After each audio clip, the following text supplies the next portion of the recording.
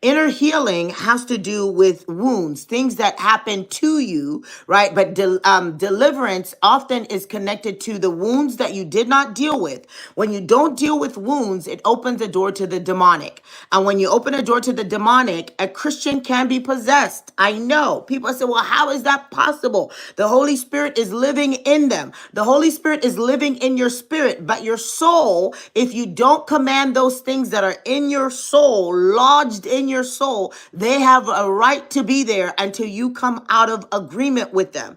Also, the other thing is when you have a bunch of junk in your heart, and I don't, when I teach this face to face, I use this illustration of a bottle of white, pure, clean water. But if you start adding, dirt and little things in there, the water is still there, but it begins to get murky over time. What happens is when you're not walking with the Lord, or before you come to Jesus, you got all this gunk in your house, like a house that was left on the side of the street and nobody owned it. And so people came and squatted in it. People painted the walls, people peed on it. And then Jesus comes along and buys the house. Well, what happens? Some of the squatters already leave, right? And, but the cleaning has to happen. Someone has to sweep. Someone has to remove the carpet. Sometimes you got to fix walls. Well, you're like that house. Jesus owns you, but there's still gunk in your life that needs to be dealt with.